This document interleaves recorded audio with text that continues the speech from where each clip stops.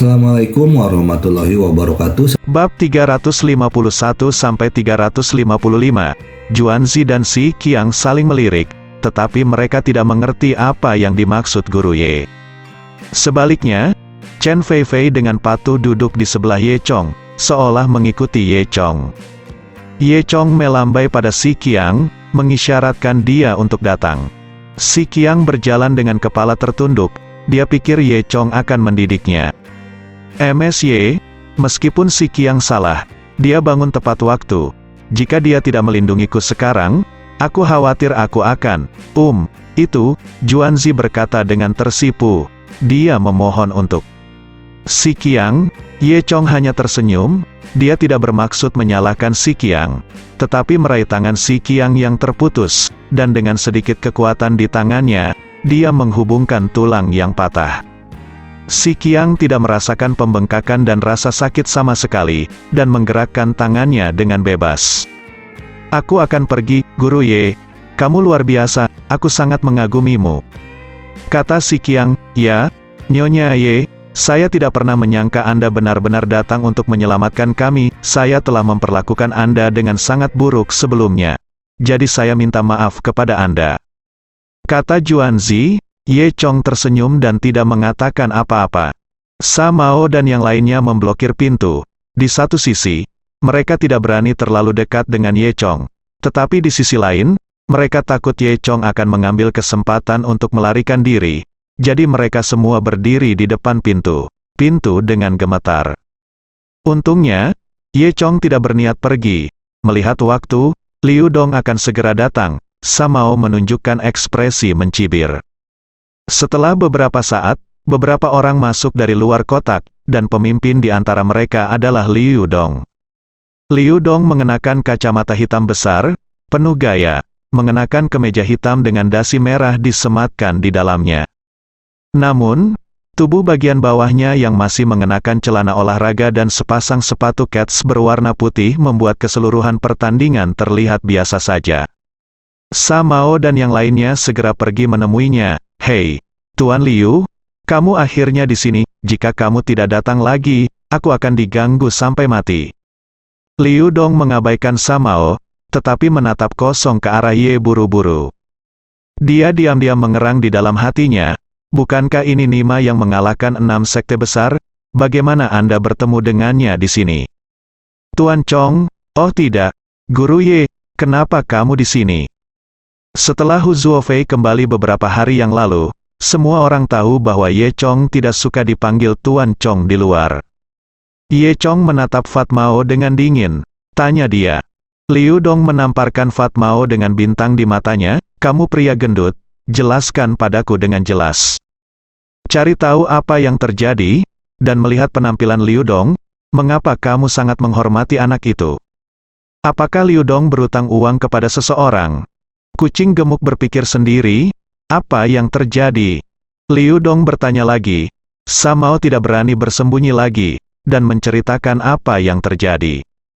Hanya saja dia menyembunyikan bagiannya, dan hanya mengatakan bahwa seorang gadis kecil datang untuk bermain dengannya, dan kemudian dia terlalu bersemangat, jadi pria bernama Ye Chong ini datang untuk membuat masalah. Kami banyak bertarung di kedua sisi. Tapi Ye Chong tahu beberapa seni bela diri. Jadi kami belum pernah bertarung. Bukankah itu sebabnya Anda ada di sini, Tuan Liu? Kata Fat Mao sambil menutupi wajahnya. Tahu seni bela diri? Liu Dong mencibir.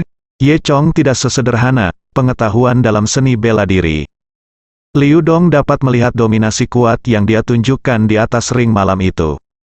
Satu orang memilih 6 faksi. Mungkinkah ini hanya pengetahuan tentang seni bela diri? Kucing gendut ini benar-benar buta. Liu Dong menamparkan wajah kucing gendut itu lagi.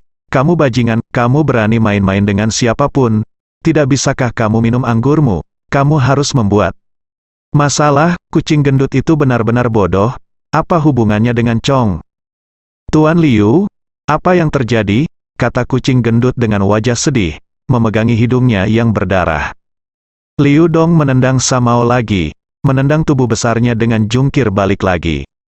Kamu tidak berhak bertanya tentang situasinya, keluar dari sini. Fat Mao bangkit dari tanah dengan ketakutan, dan ketika dia hendak melarikan diri, Liu Dong berkata lagi, "Berhenti, kamu sebelum kamu keluar." Fat Mao buru-buru mengangguk dan membungkuk kepada Ye Chong. "Tuan Ye, jadi kamu adalah Tuan Ye yang terkenal?" Ye Chong tertawa dalam hatinya. "Tuan Ye yang terkenal, keluar!" teriak Ye Chong. Pria kucing gendut itu pergi dengan ekor di antara kedua kakinya.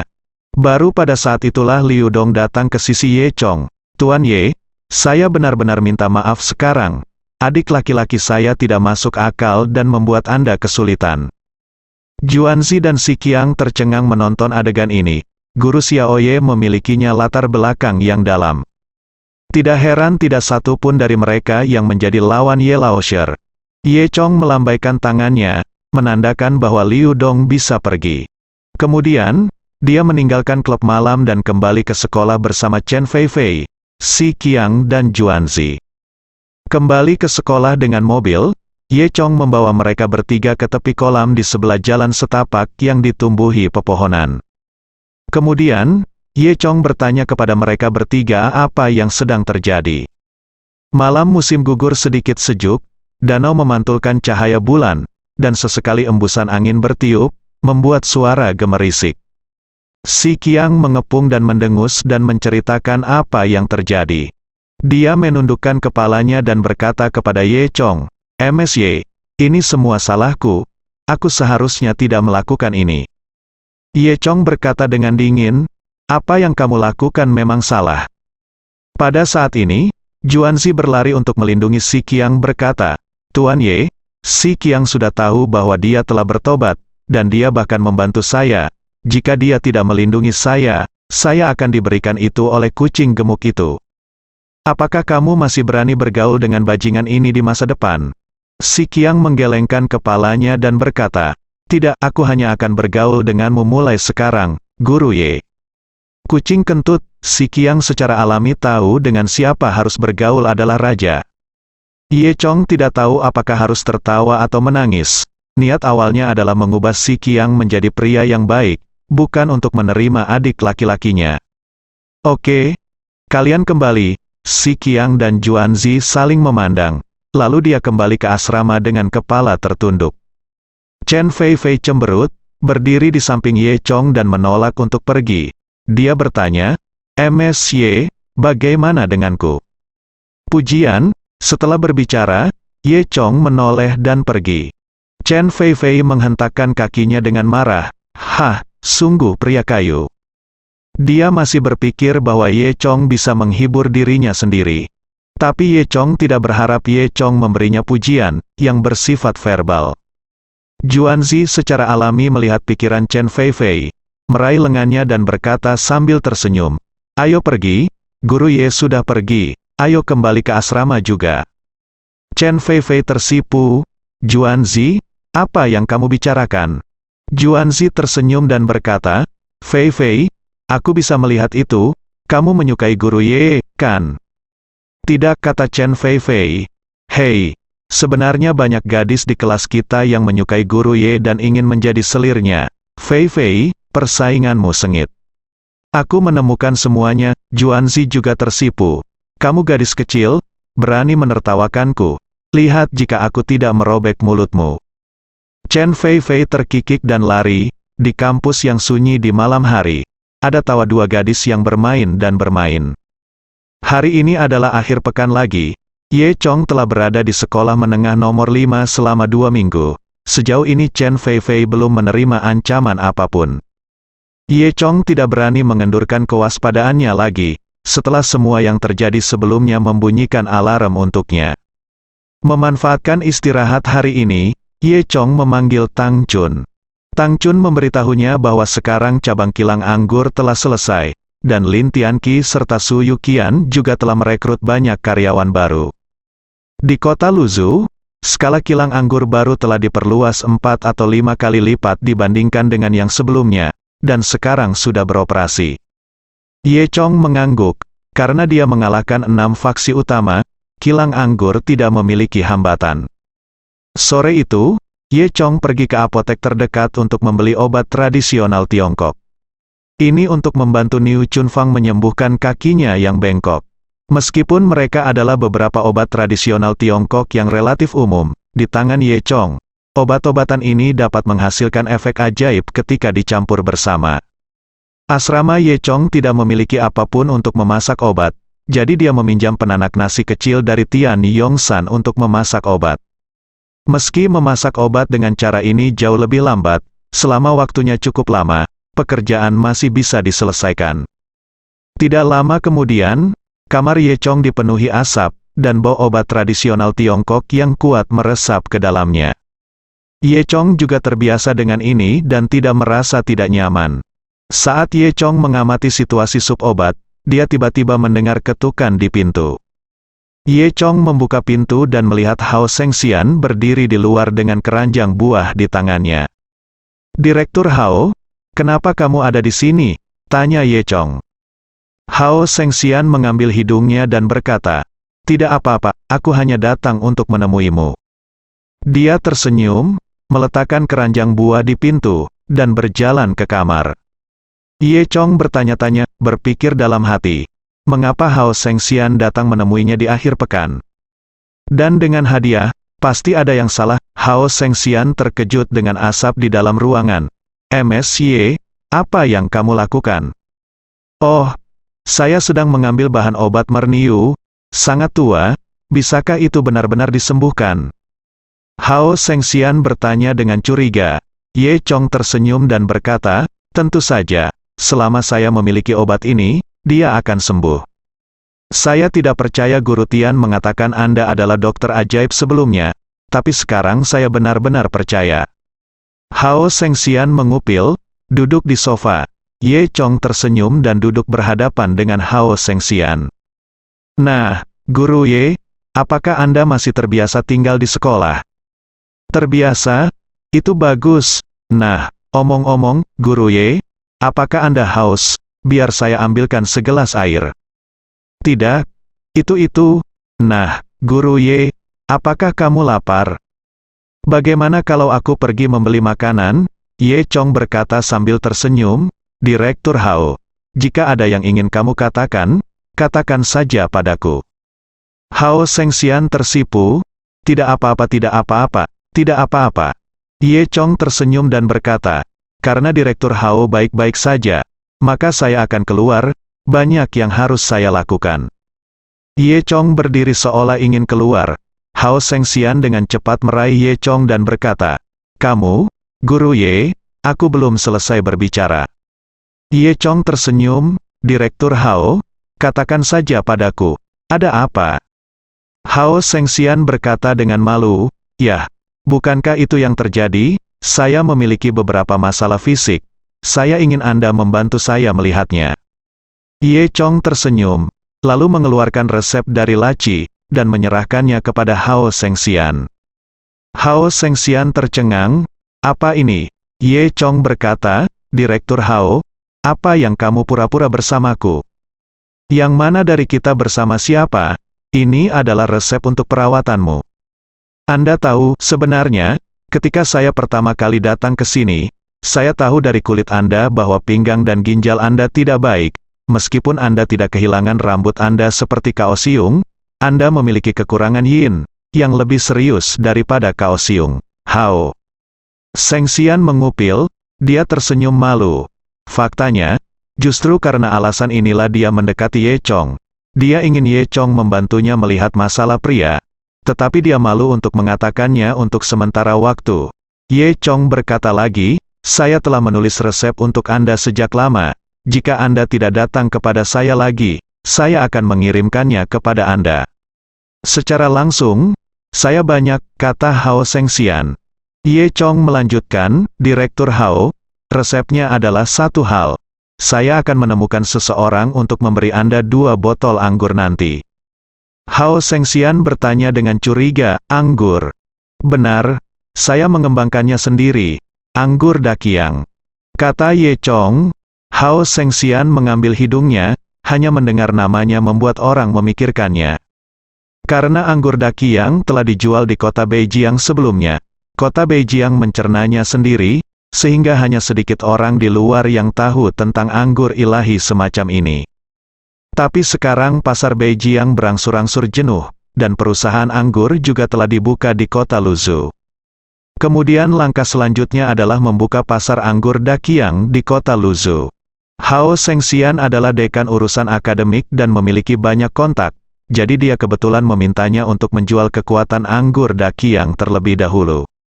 Ye Chong tersenyum dan berkata, "Kamu akan tahu efeknya setelah meminumnya." Hao Shengxian sangat gembira, dan berkata kepada Ye Chong, "Kalau begitu terima kasih, Guru Ye, aku pergi dulu, dan Guru Ye, kamu sibuk dulu." Setelah selesai berbicara, Hao Shengxian pergi dengan tatapan puas. Saat Ye Chong mengangkat penanak nasi untuk melihat, seseorang mengetuk pintu lagi. "Aku cukup sibuk hari ini." Ye Chong tertawa, lalu membuka pintu, dan Tian Yongsan berdiri di luar. "Ahem, Ye Chong, apa yang kamu lakukan dengan penanak nasiku? Aku bisa menciumnya bahkan di sebelah," kata Tian Yongsan sambil menutupi hidungnya. Dia melepas sepatunya dan masuk ke dalam rumah karena ruangan itu penuh dengan asap. Tian Yongsan tidak memperhatikan kakinya dan menginjak keranjang buah. Puff, jeruk di dalamnya hancur semua. Kemudian Tian Yongsan terpeleset dan jatuh ke depan. Tian Yongsan memanggil dengan lembut. Dengan mata tajam dan tangan cepat, Ye Chong memeluk Tian Yongsan.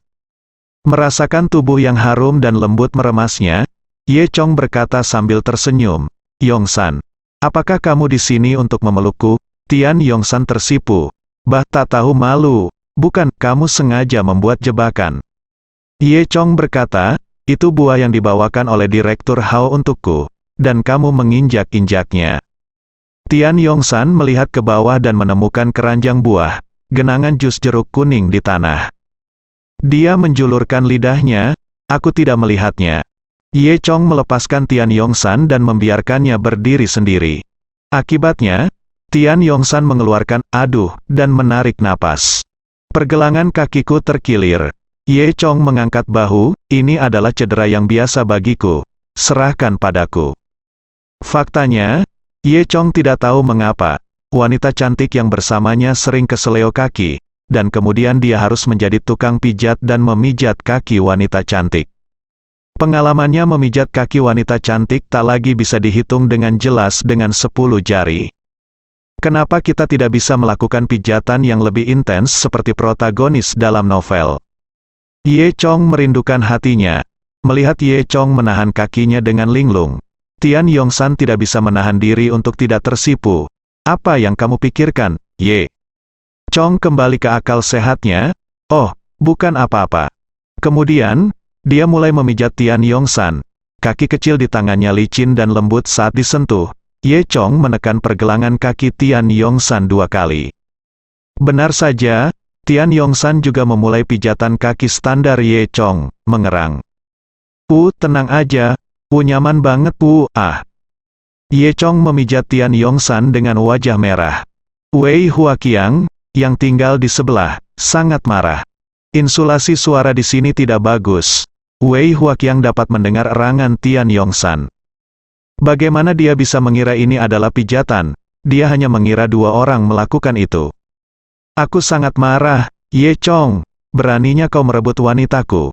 Wei Huaqiang ingin membunuhnya dengan pisau dapur beberapa kali. Tapi dia masih takut. Ye Chong adalah seorang guru olahragawan. Dia juga telah melihat penampilan Ye Chong di kelas pendidikan jasmani. "Tian Yongsan, kamu juga seorang wanita yang tidak tahu malu. Melakukan hal semacam ini dengan Ye Chong di siang bolong, kamu mampu melakukannya denganku." Wei Huaqiang mengutuk dengan marah. Seolah menanggapi Wei Huaqiang, suara Tian Yongsan menjadi lebih keras di sebelah.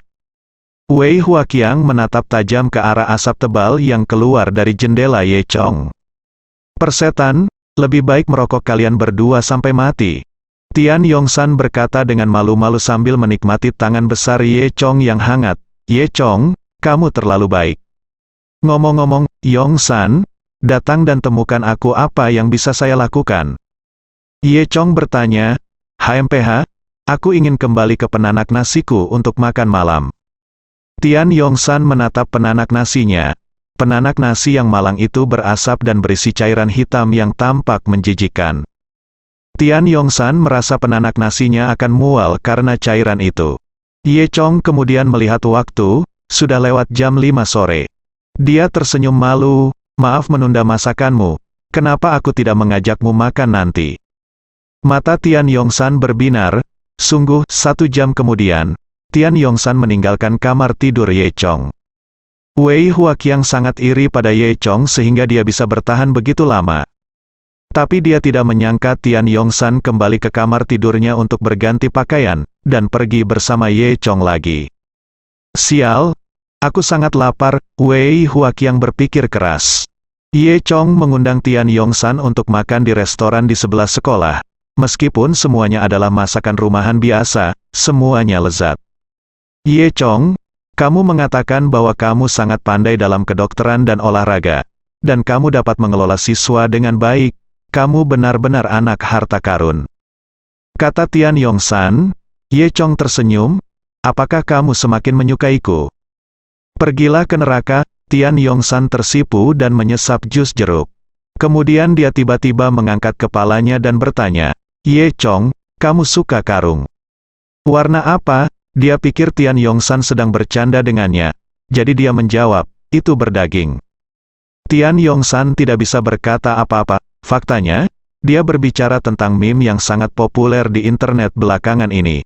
Seorang gadis bertanya kepada seorang anak laki-laki warna karung apa yang dia suka, dan dia akan sangat hati-hati untuk membawa pulang anak laki-laki itu dengan karung warna ini. Perpanjangannya adalah gadis ini menyukai laki-laki, yang merupakan pengakuan terselubung. Tian Yongsan mengumpulkan semua keberaniannya untuk mengatakan ini. Siapa yang mengira Ye Chong tidak akan menyentuh internet sama sekali, dan dia akan menjadi seperti orang-orang di abad terakhir, tidak tahu apa-apa. Dia bahkan menyebutkan warna ambigu dari warna daging. HMPH, tak tahu malu, tak tahu malu. Tian Yongsan mendengus dan terus mengubur kepalanya untuk memakan makanannya sendiri. Ye Chong menggaruk kepalanya, berpikir bahwa pikiran seorang gadis benar-benar sulit untuk dipahami. Bisakah aku mengatakan sesuatu yang salah lagi? Tapi Ye Chong merasa pertanyaan Tian Yongsan cukup dominan. Dia percaya bahwa arti dari kalimat ini adalah, tanyakan kepada pihak lain karung warna apa yang dia suka, dan kemudian dia akan sangat peduli untuk mengambil tubuh pihak lain dengan karung warna ini. Keduanya sudah makan, dan saat itu hampir pukul 7, mereka kembali ke kampus untuk jalan-jalan sebelum kembali ke asrama masing-masing. Karena sangat tertunda, Ye Chong tidak merebus obat Niu Chun Fang sampai lewat jam 8 malam. Setelah kelas pada hari Senin, Ye Chong berkata kepada Niu Chun Fang, "Kakak Niu, jika kamu bebas malam ini, aku akan membantumu dengan perawatan." Niu Chun Fang tidak bisa menunggu lama, dia mengangguk dengan cepat, "Oke, Guru Ye akan bekerja keras kamu." Pada saat ini, Wei Huaqiang mencibir dari samping, "Kamu bisa menjadi orang baik, saya tidak percaya, kamu bisa menyembuhkan tulang yang sudah ada selama beberapa dekade. Jika kamu benar-benar bisa menyembuhkannya, Guru Ye, Anda benar-benar dokter ajaib ya." Ye Chong tersenyum dan bertanya, karena Direktur Wei tidak mempercayainya, "Ayo berjudi lagi." Wei Huaqiang tersipu, dan dia tidak berani berjudi dengan Ye Chong lagi. Beberapa pengalaman sebelumnya sudah cukup menjijikkan. "Kupikir kamu ingin semua orang makan," kata Wei Huaqiang. Ye Chong bertanya dengan rasa ingin tahu, "Apa maksudmu?" Wei Huaqiang mendengus dingin, "Kamu tahu apa yang kamu lakukan kemarin?" Mendengar ini, Ye Chong dan Tian Yongsan tersipu. Dan pada saat ini, Hao Shengxian masuk dan mendengar kata-kata Wei Huaqiang. Wajahnya juga merah, dan dia berpikir, tidak bagus, mungkinkah Direktur Wei mendengar percakapanku dengan Ye Chong kemarin? Wei Huaqiang akan terus mengekspos Ye Chong dan Tian Yongsan. Hao Shengxian terbatuk 2 kali. "Direktur Wei, bagaimana Anda belajar berbaring di dinding? Anda terlalu tidak tahu malu untuk melakukan ini. Jika Anda berani berbicara omong kosong tentang privasi orang lain, saya akan membiarkan Anda membersihkan toilet." Wei Huaqiang adalah tertegun. Dia ingin mengungkap skandal Ye Chong dan Tian Yongsan, Mengapa Hao Shengxian menghentikannya? Dan Tian Yongsan menatap Hao Shengxian dengan tatapan berterima kasih. Meskipun tidak ada yang terjadi antara dia dan Ye Chong, dia juga tahu bahwa dia terlalu banyak berteriak kemarin, dan sulit untuk menjelaskan kesalahpahaman tersebut. Apakah kamu tahu? Hao Shengxian berkata dengan marah. Wei Huaqiang mengertakkan gigi dan mengangguk, dimengerti. Hao Shengxian mendengus sebelum meninggalkan kantor. Ye Chong, Tian Yongsan, Niu Chunfang dan yang lainnya menutup mulut mereka dan tertawa. Kao Xiong, sebaliknya, duduk di pinggir lapangan tanpa mengucapkan sepatah kata pun. Rencana Wei Huaqiang gagal, jadi untuk mendapatkan kembali posisinya, dia membuat rencana lain. Ngomong-ngomong, Guru Ye, saya telah memikirkannya selama beberapa hari terakhir, dan saya pikir sangat perlu memiliki orang tua. Pertemuan guru di kelas 1, 3 senior. Tian Yongsan bertanya dengan curiga, mengapa sekarang? Ini bukan tanggal yang ditentukan oleh sekolah. Sekolah menetapkan bahwa setiap kelas mengadakan 2 pertemuan orang tua guru setiap tahun, dan begitu besar kegiatan skala umumnya tidak diadakan di waktu lain. Wei Huaqiang mendengus dan berkata, tentu saja saya tahu ini bukan waktunya untuk pertemuan orang tua guru, tetapi situasi di kelas 1 senior 3 cukup istimewa, dan Anda tahu betapa sulitnya para siswa ini, jadi saya pikir perlu mengadakan pertemuan orang tua guru untuk mereka, beberapa hari. Yang lalu, Guru Ye menelepon ayah Hugang. Ini menunjukkan bahwa Guru Ye masih mampu. Dia pasti bisa memanggil semua orang tua dari kelas 1, senior 3. Kan? Tian Yongsan mendengus, dan siapa saja dengan mata tajam bisa melihat terlihat bahwa Wei Huaqiang mempermalukan Ye Chong lagi. Wei Huaqiang melanjutkan, Tuan Ye, karena Anda memiliki kemampuan seperti itu, Anda harus bertanggung jawab, tugas penting ini akan dipercayakan kepada Anda. Anda harus menjalankan pertemuan orang tua di kelas 1, senior 3, Ye Chong tidak peduli mengangkat bahu, ya. Wei Huaqiang tiba-tiba tersenyum dan berkata, MSY, tolong jangan kecewakan kami. Tentang itu, apakah kamu tidak tahu? Tian Yongsan berkata dengan marah. Tentu saja saya tahu ini sulit, kalau tidak saya tidak akan menyerahkannya kepada Guru Ye, bukan? Wei Huaqiang tersenyum dan menatap Ye Chong lagi.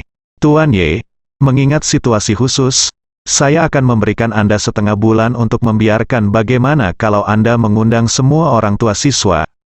Apa yang dikatakan Wei Huaqiang terdengar seperti sedang memikirkan Ye Chong, tetapi kenyataannya dia hanya mempersulit Ye Chong. Karena jika itu adalah orang biasa, bahkan jika dia diberi waktu 1 tahun, tidak mungkin mengundang semua orang tua siswa di kelas 1, senior 3. Namun, Ye Chong jelas bukan orang biasa. Dia tersenyum, tidak, itu akan dibuka Rabu ini. Apa, ini akan dibuka Rabu ini? Apakah kamu yakin? Mata Wei Huaqiang membelalak. Ye Chong tersenyum, tentu saja. Wei Huaqiang menunjukkan senyum dingin, dan berkata, Tuan Ye, masalah ini bukan lelucon, ini adalah sekolah yang dipercayakan kepada Anda tugas penting, jika kamu tidak bisa menyelesaikan. Sebelum Wei Huaqiang selesai berbicara, Ye Chong melanjutkan, jika kamu tidak bisa menyelesaikannya, aku tidak perlu dikeluarkan dari sekolah, dan aku akan pergi. Wei Huaqiang berpura-pura menjadi sangat senang. Oke, ambisius. Tian Yongsan mengingatkan Ye Chong. Ye Chong, jangan impulsif, dia Wei Huaqiang hanya ingin kamu pergi. Tidak bisakah kamu melihatnya? Ye Chong tersenyum, jangan khawatir, tidak ada yang bisa memaksaku untuk pergi.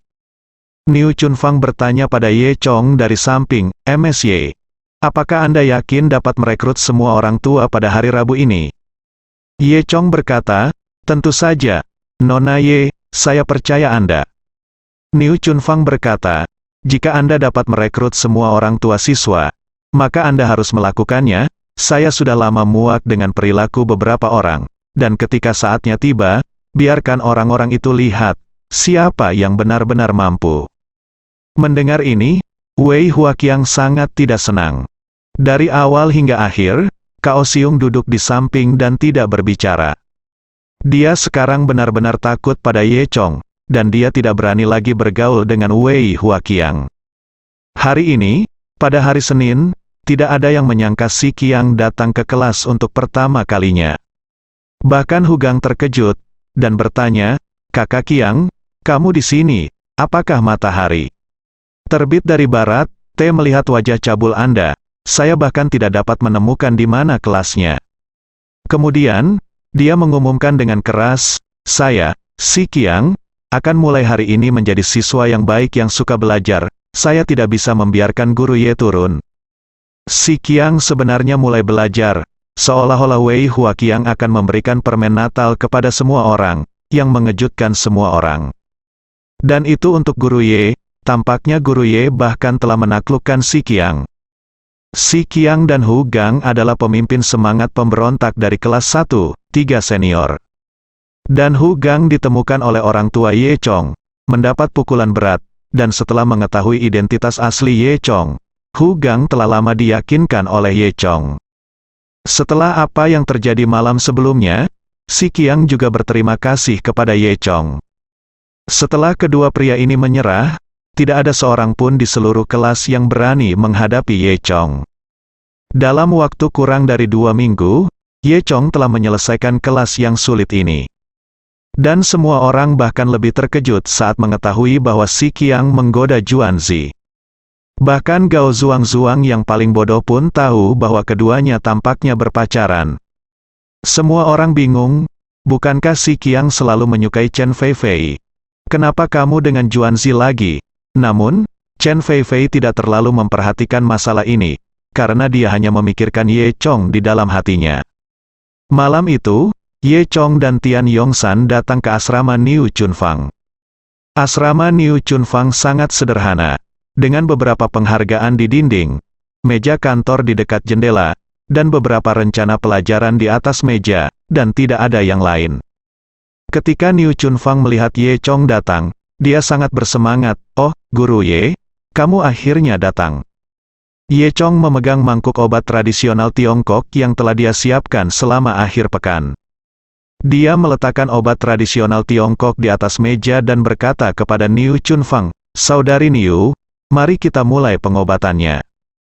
Tian Yongsan tersenyum dan memegang tangan Niu Chunfang. "Saudari Niu, saya juga datang untuk melihat kegembiraannya."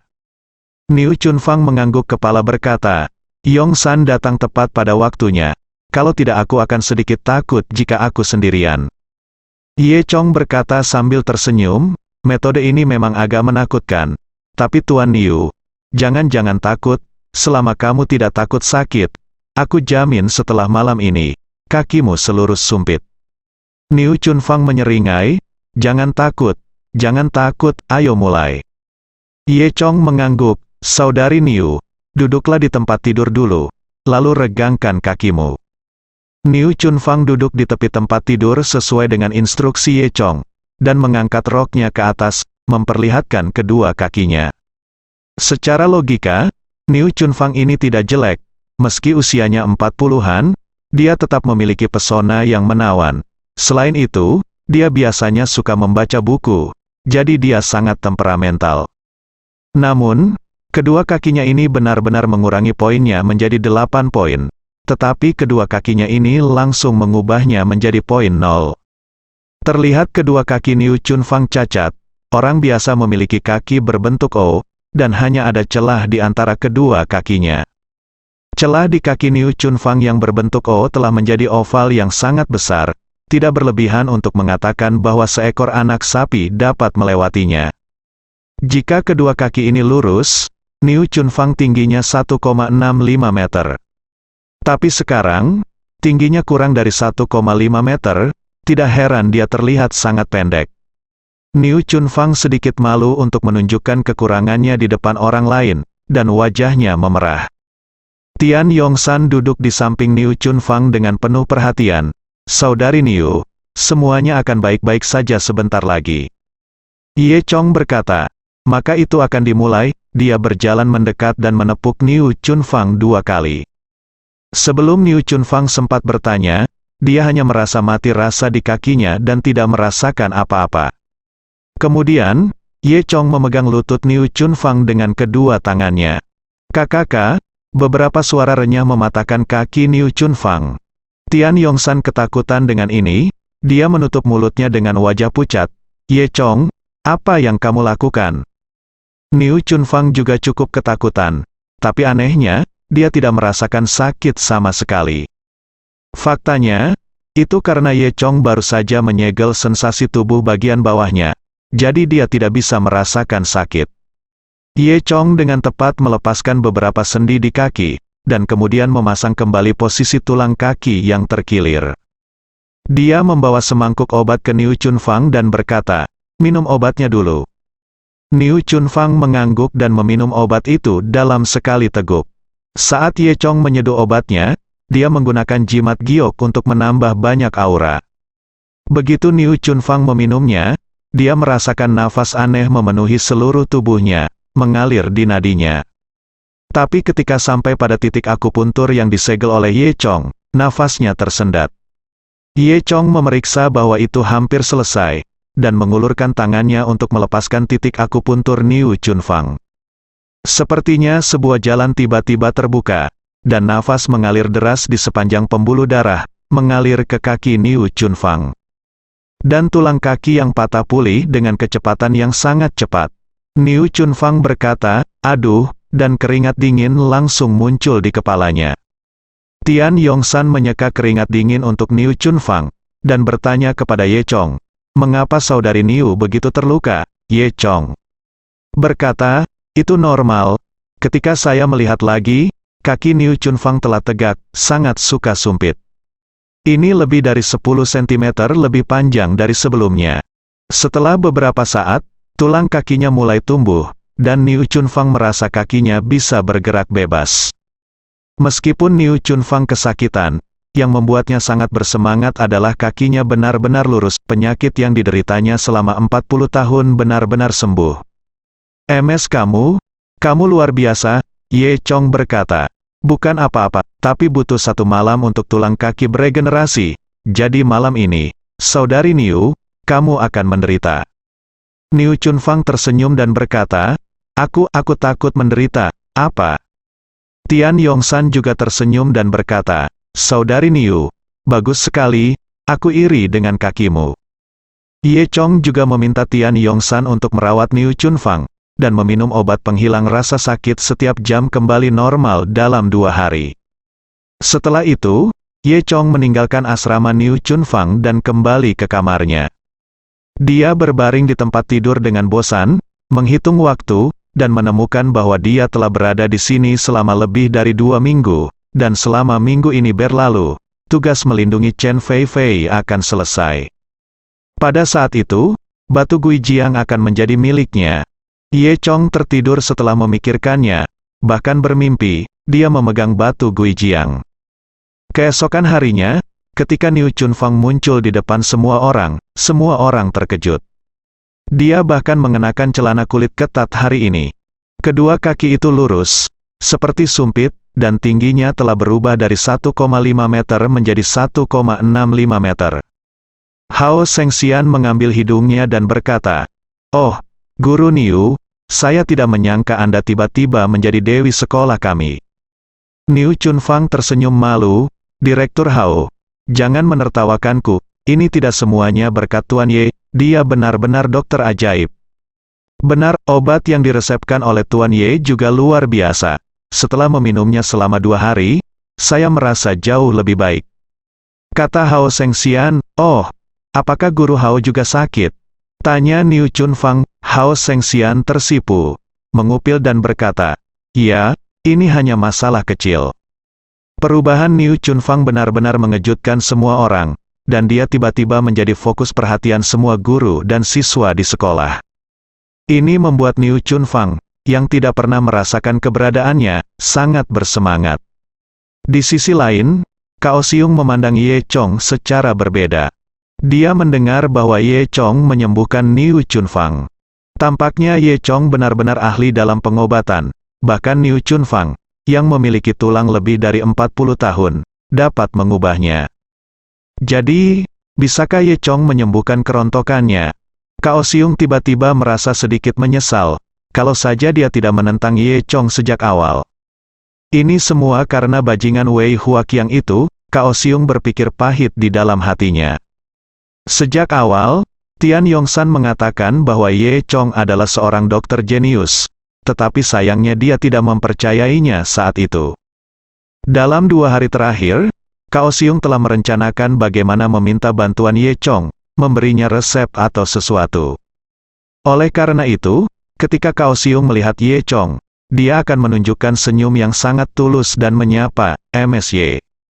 Sikap Kao Xiong berubah begitu cepat sehingga Ye Chong tidak menyangka. Ye Chong mengira Kao Xiong sedang merencanakan konspirasi yang mengerikan, dan bahkan dia mulai khawatir. Hari ini adalah hari Selasa, dan Niu Chunfang kebetulan duduk di kelas 1 senior 3. Biasanya, ketika dia berjalan dari kantor ke kelas, dia akan berlari dengan kepala tertunduk, tidak ingin orang lain melihatnya. Tapi hari ini, Niu Chunfang mengangkat kepalanya tinggi-tinggi dan berjalan dari lantai 3 ke lantai 5 selangkah demi selangkah. Saat melewati koridor, dia sengaja terbatuk 2 kali untuk menarik perhatian siswa di sekitarnya. Namun, setelah tiba di ruang kelas-kelas 1, senior 3, Niu Chunfang tidak lagi peduli dengan urusannya sendiri. Karena perubahan sikap siswa kelas 1, kelas 3 lebih mencolok dari kakinya. Jika Niu Chunfang tidak melihat tanda kelas, dia benar-benar mengira dia berada di kelas yang salah. Sesampainya di podium, seseorang berteriak, "Berdiri!" Dan kemudian semua siswa berdiri dan berkata, "Hai guru," padanya. Apakah ini masih siswa di kelas 1, kelas 3, dan yang tidak diharapkan Niu Chunfang adalah ketika dia mengajar, semua teman sekelas tidak mengganggunya, tetapi mengangkat kepala dan berpura-pura mendengarkan kelas. Bahkan ada orang yang berpura-pura mencatat, meskipun dari pandangan lurus para siswa ini, Niu Chunfang dapat mengetahui bahwa para siswa ini tidak mengerti apa-apa. Namun, mereka tampaknya mendengarkan ceramah dengan jujur. Niu Chunfang terkejut, dia berpikir, apakah karena kakinya menjadi lebih lurus, maka pesonanya juga meningkat. Apakah para siswa ini mau mendengarkan ceramah mereka? Setelah dipikir-pikir, seharusnya tidak demikian. Dulu ada banyak guru yang lebih cantik darinya, seperti Tian Yongsan. Mengapa menjadi seperti ini hari ini? Niu Chunfang berkata dalam hatinya bahwa jika sesuatu yang tidak biasa terjadi, pasti ada setan. Para siswa ini pasti merencanakan konspirasi yang mengerikan. Tidak, saya harus memberitahu guru Ye tentang ini. Niu Chunfang menghabiskan kelas dalam ketakutan. Ketika bel berbunyi untuk keluar dari kelas, para siswa itu berkata kepadanya dengan sopan, "Selamat tinggal, guru." Niu Chunfang takut memikirkannya, dan bergegas kembali ke kantor. Hao Shengxian juga ada di sana, mendiskusikan Natal dengan Tian Yongsan dan lainnya. Hari Minggu ini adalah hari Natal. Untuk mengistirahatkan siswa kelas 3, pihak sekolah ingin mengadakan beberapa kegiatan. Hao Shengxian mengangkat hidungnya dan berkata, "Bagaimana dengan ini? Mari kita adakan pertemuan kelas tema, biarkan semua orang menyanyi dan menari, lalu dorong semua orang untuk belajar keras dan bersiap untuk ujian tahun depan." Beberapa guru muda yang dipimpin oleh Tian Yongsan segera menolak. Saran Hao Shengxian, "Direktur Hao, idemu terlalu kuno. Siswa saat ini tidak suka mengadakan pertemuan kelas semacam ini. Sebagai satu kesatuan, dan kemudian ajak para siswa untuk mencari tempat bermain sendiri, bagaimanapun, hanya untuk bersantai." Hao Shengxian mengangguk, "Baiklah, biarkan aku memikirkannya lagi." Kemudian, Niu Chunfang bergegas ke kantor, diikuti oleh Ye Chong berbicara tentang situasi kelas. "MSY, kelompok siswa di kelas 1 dari 3 senior ini terlalu abnormal, kamu harus berhati-hati." Begitu Niu Chunfang mengatakan ini, guru lainnya juga berkata, "Iya, kemarin, si Qiang dari kelas 1 senior 3 bahkan menyapa saya, itu hampir membuat saya takut karena serangan jantung." Gang He benar-benar memegang buku. Kemarin, setengah dari siswa di kelas 1 tahun ketiga sekolah menengah menyerahkan pekerjaan rumah bahasa Inggris mereka, yang membuatku takut. Niu Chunfang melanjutkan, "Nona Ye, apakah mereka menahan sesuatu, langkah besar, ingin berurusan denganmu?" Ye Chong berkata sambil tersenyum, "Guru, jangan khawatir, mereka baru menyadari kesalahan mereka dan tahu pentingnya belajar. Tidak mungkin, Hao Shengxian tampak terkejut. Kamu mengatakan bahwa siswa di kelas 1 tahun ketiga tahu pentingnya belajar. Wei Huaqiang mencibir saat ini, Tuan Ye, Anda benar-benar tahu cara bercanda, sebelum Anda, tidak ada yang bisa berubah dalam 2 tahun, kelas 1, senior 3. Apakah Anda membiarkan mereka menyadari pentingnya belajar dalam waktu kurang dari 3 minggu? Niu Chunfang tidak senang. Faktanya ada, hanya orang buta yang tidak bisa melihatnya. Hao Shengxian menganggukkan kepalanya, katanya, MSY, kamu hanyalah sebuah keajaiban di dunia pendidikan. Wei Huaqiang berkata dengan marah, apa hebatnya, keajaiban di dunia pendidikan? Jangan lupa bahwa Guru Ye akan mengadakan pertemuan orang tua guru besok. Jika pertemuan orang tua guru gagal, tidak akan ada orang seperti Guru Ye di dunia pendidikan. Hao Shengxian terkejut dan bertanya, pertemuan orang tua apa? Masalah ini diputuskan oleh Wei Huaqiang sendiri, dan Hao Shengxian tidak diberitahu sama sekali. Belakangan, Tian Yongsan memberitahu Hao Shengxian tentang semuanya. Hao Shengxian sedikit tidak senang setelah mendengar ini. Direktur Wei, bagaimana Anda bisa memutuskan sendiri tentang masalah sebesar itu? Apakah cocok bagi sekolah kami untuk mengadakan pertemuan orang tua guru sekarang? Apakah Anda tahu, Anda berani mengadakan pertemuan orang tua guru? Wei Huaqiang mendengus. Dia berkata, Direktur Hao, bagaimana saya bisa mengatakan bahwa saya juga wakil direktur urusan akademik sekolah? Bukankah saya berhak? Apa salahnya jika saya meminta seorang guru untuk mengadakan pertemuan orang tua? Apakah Anda harus mengadakan pertemuan orang tua guru saat ini? Tanya Hao Shengxian. Wei Huaqiang hanya mendengus dingin dan tidak menjawab. Hao Shengxian berkata kepada Ye Chong, MSY, Anda tidak perlu malu tentang masalah ini. Apa yang dikatakan Direktur Wei tidak dihitung, dan tidak perlu mengadakan pertemuan orang tua guru besok. Ye Chong malah tersenyum, tidak apa-apa, Direktur Hao. Saya juga sedang mengerjakannya. Saya ingin mengobrol dengan orang tua siswa ini. Besok, Wei Huaqiang mencibir, bagaimana? Direktur Hao, Ye Chong yang mau untuk mengadakan pertemuan orang tua guru sendirian. Saya tidak memaksanya, bukan? Dia sangat cakap, tentu saja, kita harus berbuat lebih banyak. Hao Shengxian menatap kosong pada Wei Huaqiang, dan berkata, tidak ada salahnya untuk berdiri dan berbicara, karena Ye Chong sangat cakap, biarkan Ye Chong memberimu posisi wakil direktur. Wajah Wei Huaqiang Yihong menepuk meja dan berkata, oke, bagaimana jika saya menyerahkan posisi saya sebagai wakil direktur di pertemuan orang tua guru-guru Ye besok? Dia menyesalinya begitu dia selesai mengatakan ini. Dia sangat marah barusan. Berseru, sebenarnya, beraninya dia bertaruh dengan Ye Chong di dalam hatinya.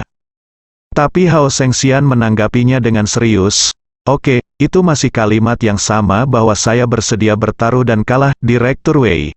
Jika Anda kalah saat itu, jika Anda tidak menyerahkan posisi wakil direktur, saya akan membiarkan Anda membersihkan toilet. Wei Huaqiang tidak punya pilihan, karena kata-kata itu telah diucapkan dan Hao Shengxian mendengarnya, maka dia hanya bisa menahan diri dan bersikeras. Pada hari Rabu, Wei Huaqiang menghabiskan pagi hari dalam keadaan cemas. Dia terus meyakinkan dirinya sendiri bahwa tidak mungkin Ye Chong mengundang semua orang tua ini dalam waktu sesingkat itu. Bahkan dia tidak yakin, tak satu pun dari orang tua itu datang sampai waktu makan siang. Baru pada saat itulah Wei Huaqiang merasa sedikit lebih nyaman, dan dia kembali ke sikap lamanya yang sombong. MSY, bukankah kamu mengatakan bahwa orang tua diundang? Mengapa tidak datang? Apa terburu-buru? Ye Chong tertawa. Wei Huaqiang mendengus. Tutup mulutmu, tidak apa-apa, aku akan menunggu dan melihat kapan orang tua itu akan datang. Menjelang sore, orang tua siswa di kelas 1, kelas 3 masih belum muncul. Wei Huaqiang sudah memberitahu penjaga, dan jika ada yang datang, telepon dia secepatnya. Mendengar bel sekolah berbunyi di sore hari, Wei Huaqiang menaruh hati di perutnya.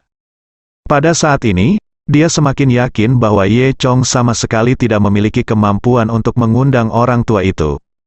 Itu tidak bisa dibuka di malam hari, bagaimana bisa ada pertemuan orang tua guru di malam hari, dan orang tua ini tidak bisa diundang di siang hari. Jadi apakah orang-orang ini datang di malam hari? Apa yang kamu bercanda? Sambil berpikir, Wei Huaqiang dengan bangga berjalan ke sisi Ye Chong. MSY, bagaimana Anda berjanji kepada saya? Bukankah Anda mengatakan bahwa akan ada pertemuan orang tua guru hari ini? Bagaimana dengan orang tua? Mereka tidak datang.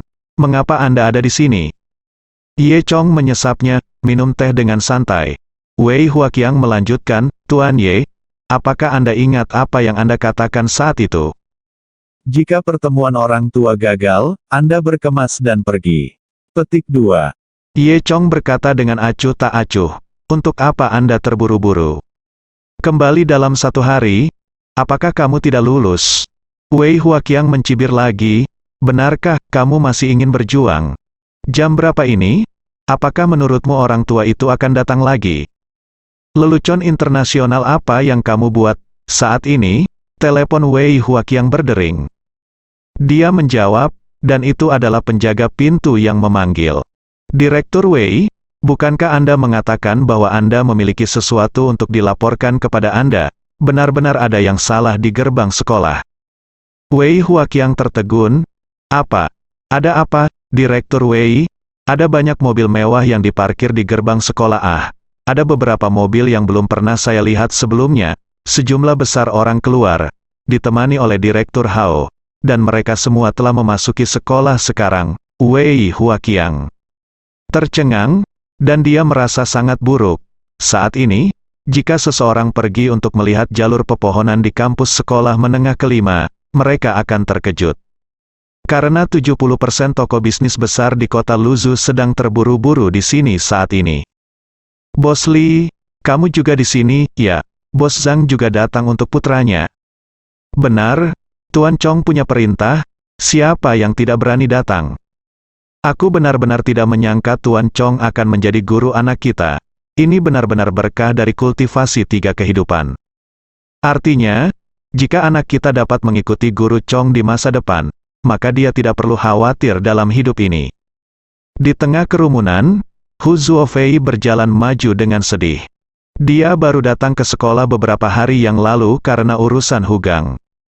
Ini baru beberapa hari, dan Ye Chong menangkapnya lagi. Saya tidak tahu apakah saya ingin mengalahkan Hugang lagi kali ini. Dalam 2 menit, saya melihat sekelompok besar orang tiba di depan pintu kantor guru. Apakah guru Ye ada di sini?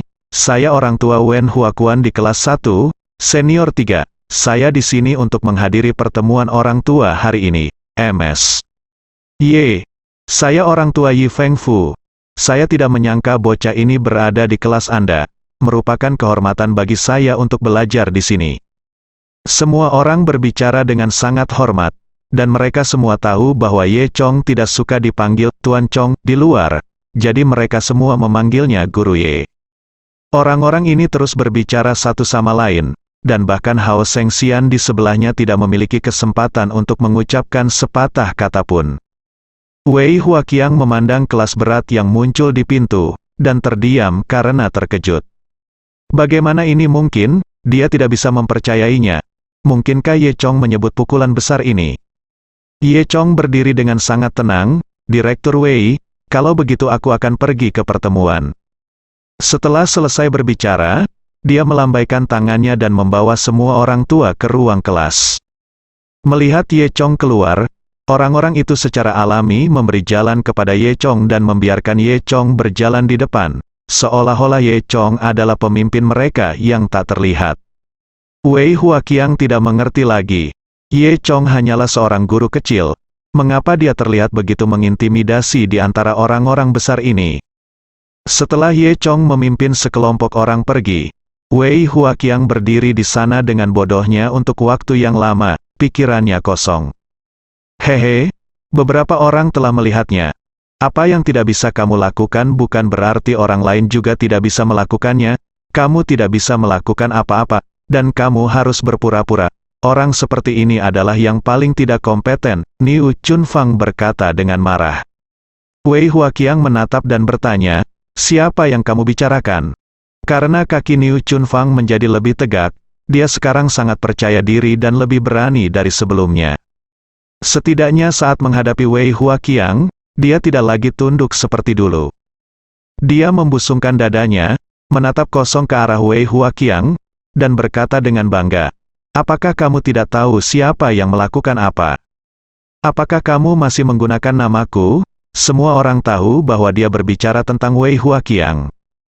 Wei Huaqiang sangat marah hingga wajah lamanya memerah. Pada saat ini, Tian Yongsan berkata sambil tersenyum, "Saudari Niu, jangan bertengkar dengan orang seperti ini." Dia menghampiri dan meraih lengan Niu Chunfang.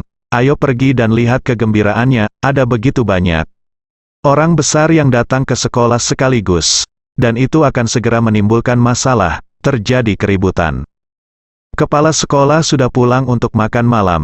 Setelah menerima telepon dari Hao Shengxian dan mendengar tentang situasi di sekolah, dia segera naik taksi dan kembali. Ketika dia tiba di gerbang kelas 1, 3 senior.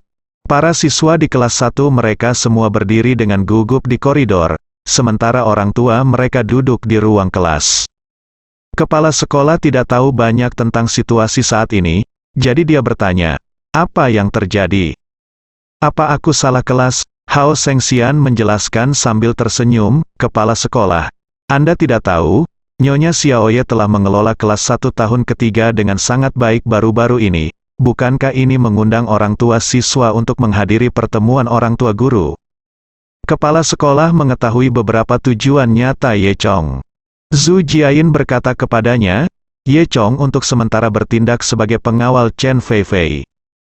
Itu sebabnya dia mengatur agar Ye Chong menjadi guru pendidikan jasmani. Dia tidak pernah membayangkan bahwa Ye Chong akan memiliki kemampuan untuk menaklukkan kelas 1, senior yang paling merepotkan di sekolah. Luar biasa, ini hanyalah keajaiban di dunia pendidikan." Evaluasi kepala sekolah persis sama dengan penilaian Hao Shengxian. Kepala sekolah dan yang lainnya tiba-tiba mendengar bahwa Ye Chong menegur orang tua di dalam. "Aku benar-benar tidak tahu apa yang kamu pikirkan. Bagaimana kabar anakmu di sekolah? Apakah kamu semua tahu, uang yang kamu hasilkan di masa depan kamu akan membelanjakannya untuk siapa? Apakah kamu akan membawanya ke tanah setelah kamu mati?" Berkata sambil mencubit jarinya. Baik Hao Shengxian dan kepala sekolah tercengang. Mereka tidak menyangka Ye Chong akan berbicara dengan paksa. "Semua lawan adalah tembakan besar di kota Luzhu. Saya tidak mampu untuk menyinggung salah satu dari mereka." Dan sekarang Ye Chong mengucapkan kata-kata yang begitu kejam di depan orang-orang itu hanyalah ancaman yang mencolok, tapi yang mengejutkan mereka adalah bukannya marah. Orang tua itu mengangguk hormat satu persatu, bersambung.